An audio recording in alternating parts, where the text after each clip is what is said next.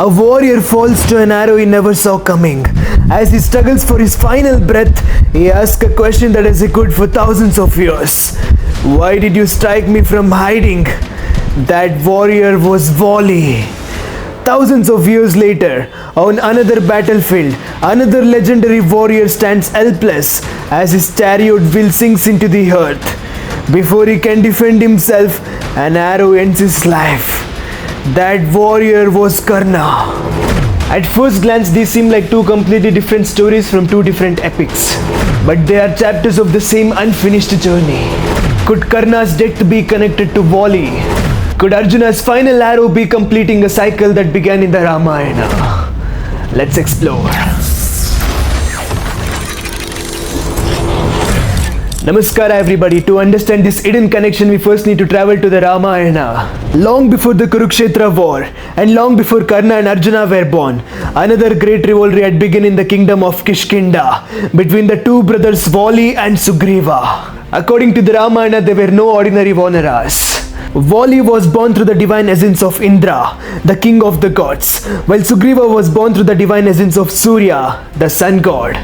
Because of their celestial origins, both possessed extraordinary strength, courage and leadership. And together, they protected Kishkindha while defeating many powerful enemies. Among them was the mighty demon Dundumbi.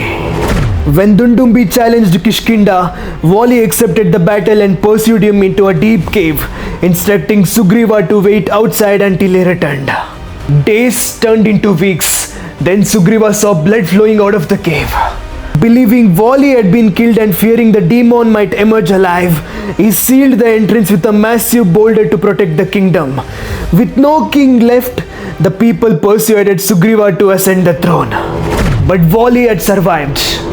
After killing Dundumbi and breaking out of the blocked cave, he returned to find Sugriva on the throne and believed only one thing: his own brother had betrayed him.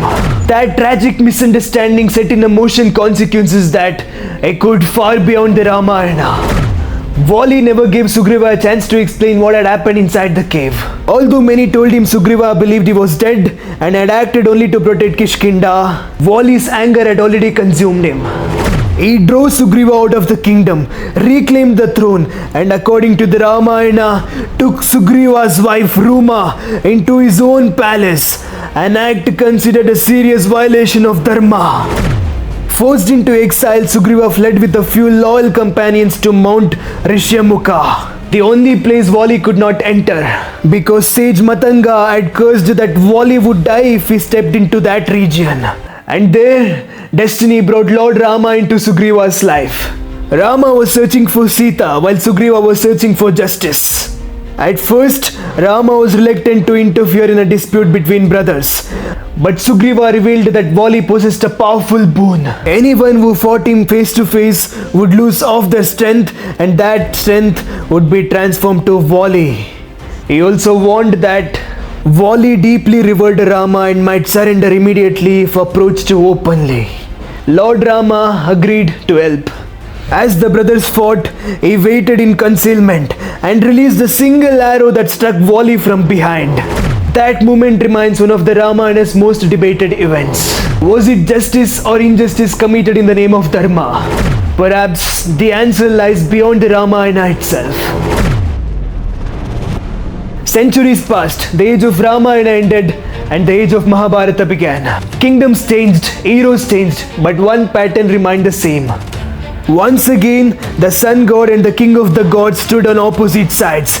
This time, Surya's divine essence appeared as Karna, while Indra's divine essence appeared as Arjuna. This story began with the princess Kunti.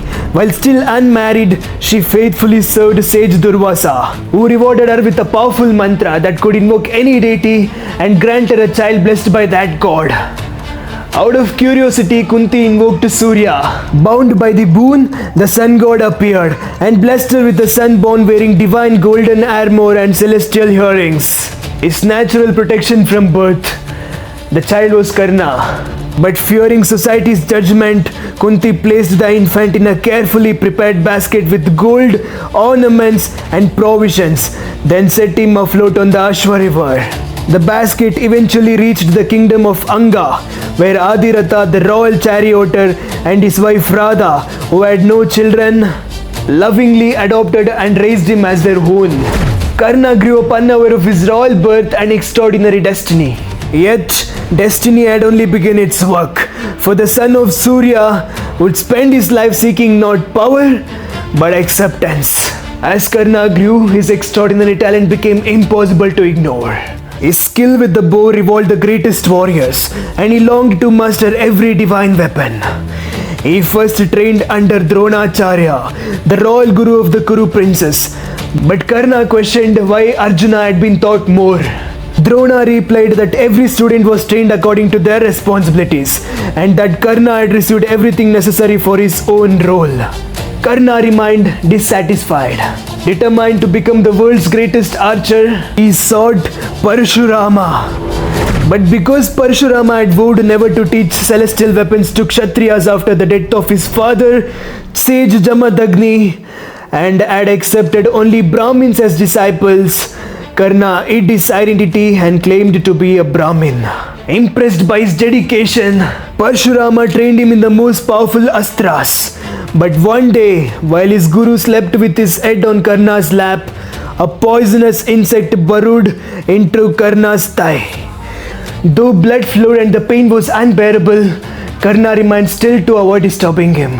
When Parshurama awoke, he realized no ordinary Brahmin could endure such suffering and discovered the deception. By anger, he cursed Karna that his divine knowledge would fail him when he needed it most. Yet, admiring his courage, Parshurama blessed him with a divine chariot, making him nearly invisible while he stood upon it. Karna is remembered as one of the India's greatest warriors and most generous donors. Yet, the Mahabharata portrays no one as completely perfect or entirely evil. Every character carries both virtues and flaws, and Karna was no exception. His most significant choice was to stand beside Duryodhana. Karna never abandoned the friend who had given him honor when the world rejected him. His loyalty was unwavering, but it also bound him to Duryodhana's path of adharma. During the infamous game of dice, after Yudhishthira lost his kingdom, his brothers, and finally Draupadi, the royal court witnessed one of its darkest moments. And accordingly, Karna supported Draupadi's humiliation, mocked her for having 5 husbands, and spoke words that deeply insulted her before the entire assembly. Those actions had lasting consequences. Bhima vowed to destroy Duryodhana, and Arjuna vowed that Karna would one day pay for his deeds. The seeds of Kurukshetra were planted long before the war. When the war finally began, Bhishma refused to fight alongside Karna, believing he encouraged Duryodhana's reckless decisions. Karna therefore stayed out of the battle for the first 10 days and entered only after Bhishma's fall. By then, his blessings, curses, promises, and choices were all leading to one final destiny. As the war progressed, Karna proved why even the greatest warriors feared him. But fate slowly took away every advantage he possessed. During the night battle, Ghatotkacha's illusions devastated the Kaurava army.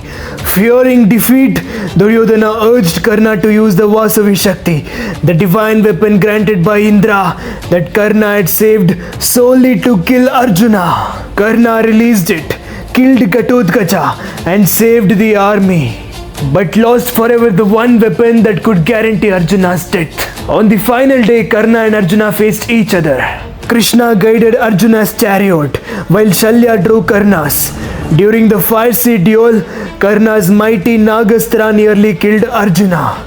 But Krishna pressed the chariot into the ground, causing the serpent weapon to strike only Arjuna's crown. And then Karna's chariot wheel stuck in the earth. As he stepped down to free it, he asked Arjuna to honor the rules of war. Krishna reminded Arjuna of Draupadi's humiliation and Abhimanyu's unjust killing, in which Karna had taken part. And according to the traditional interpretation, the wheel itself could still serve as a weapon. Finally, at Krishna's command, Arjuna released the fatal arrow. For many, Karna's death was a tragic, but it also completed a cycle linking Sugriva with Karna and Vali with Arjuna, reflecting the Hindu ideas of karma, rebirth, and the lasting consequences of human choices. As we come to the end of this journey, one question remains. Was Karna truly connected to Sugriva and Arjuna to Vali? The truth is that this interpretation comes from certain traditional narrations and later commentaries, and not from the main text of Valmiki's Ramayana or Vyasa's Mahabharata. But one lesson is beyond debate. Every choice carries consequences, every action shapes destiny, and Dharma is often far more complex than it first appears. That is why the Ramayana and the Mahabharata continue to inspire discussions even after thousands of years. Perhaps that's why these epics never truly end. They continue every time we seek to understand them.